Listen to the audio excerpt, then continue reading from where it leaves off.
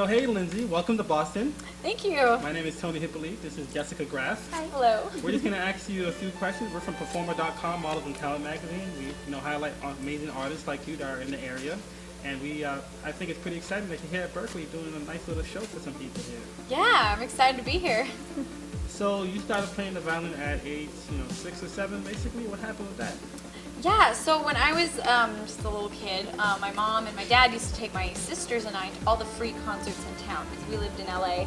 And, I would just, after hearing all this music and being exposed to classical music, both in our home on this old record player and in concert, I just started begging my parents for violin lessons at the age of 5. And finally they found a teacher that they could afford and a little violin they could, rent when I was about 6. And what made you choose the violin of all the classical instruments? Right. Okay, so when I would go to these concerts, the violins always get the cool parts. They've got the fast, really cool, solos, and everybody else is just kind of... So, they were featured so much. And then 2, the first violinist is always the one that comes out onto the stage. They get their own applause, they bow, and they get to tune the orchestra. And so from very early on, it was very apparent to me who the star of the orchestra was. Yeah. And I'm sure coming from a big family that you wanted your own spotlight outside of the family. So playing the violin and getting to be the star of the little orchestra is definitely a good thing. Oh, totally, yeah. And I always joke that I have always had a slight center stage syndrome. I think it's because of the middle child thing. Yeah. I grew up with sisters on bookends, And so, middle children have this complex, they say, and I think center stage syndrome is what kind of happened to me. Sure, it's working to your advantage. So when did you or your family know that it was something different about you? In terms of okay, this girl is not this orchestra geek. How did they know it was okay, she's doing something big? How did you know? Well, I did take just strictly classical music, up even through high school. I did join a little rock band in high school, but we weren't, that was very low key. But when I started trying to earn money for college, I entered these talent competitions. The Junior Miss pageant is actually what it was. And that was kind of my plan of, okay, I gotta win some money so I can go to college, And through these talent competitions, I started playing rock violin because I didn't want to just go out on the stage and impress. I've done that enough. I wanted to go out there and I wanted to entertain. I wanted it to be an experience for me and the audience to connect and not just a So that's kind of when it transitioned from she plays violin, to, oh wow, Lindsey is learning to perform. This is something unique. Ironically enough, my senior year of high school, I was in the Junior Miss pageant Right for on! scholarship money. I lost! Oh. And the girl who actually won had a violin solo really? for her talent. So Could have been Lindsey. Yeah, it wasn't, but I lost to you. Thanks. I didn't go to college because of you. I'm just kidding. Wait, what state? Rhode Island. Rhode Island? Oh my gosh. It wasn't you. Okay, good. I was Arizona. So we're good, everybody. We're good. So when did you notice, because I've seen your YouTube, you have, how many followers do you have? I think it's well over 800,000 Wow, subscribers. Crazy. Absolutely It said crazy. 300,000 on the website. Oh, really? Yeah, Oh, so well, more than that. it's grown since then, I guess. Wow. When did you notice your YouTube channel finally take off? What was the defining moment that all of a sudden people were paying attention to? Yeah, well, it Is there kind a of specific started. video? Or? Yes, I would say I did a dubstep violin song. It was an original song called Crystallize that I co-produced. I wrote the violin part, put it out there. I was really nervous to try dubstep because dubstep is normally very harsh and grungy, and I was like, I want to try to make dubstep beautiful.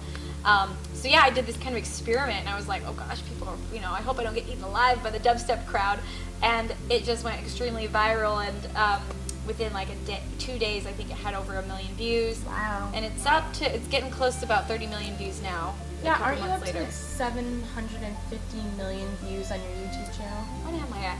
No, it's at 130 something million. So whatever, yeah. that's still good impressive. anyway. Yeah, not bad. It's crazy when you think, first of all, I'm like, whoa, that's a lot of views. And then you think about it as, those are people, views and the, subscribers, sometimes I get it so in my head that, oh wow, there's our numbers. But then you think about it, these are individuals. These are people that, that have their own passions and their own dreams, and it's really cool when it makes it full circle and you hear that in a small way, like something I did inspired somebody else to do art of their own, and that's when it becomes like cool, amazing, like wow, that many views. These are people.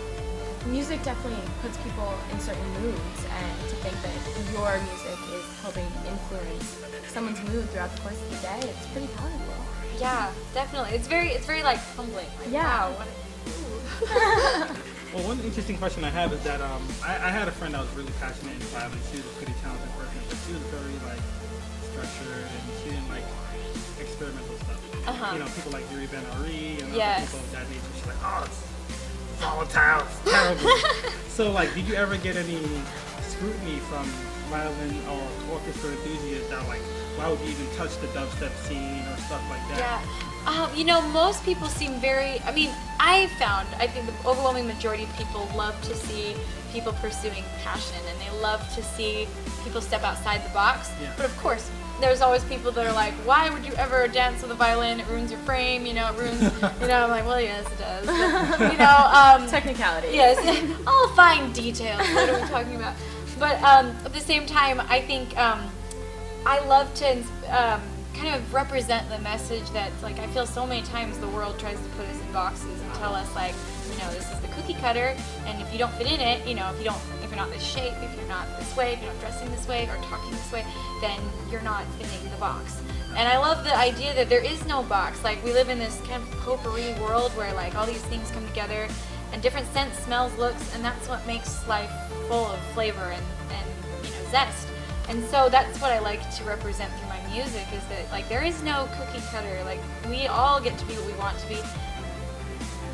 And I think that's when really we get, like, people love to see people pursue it.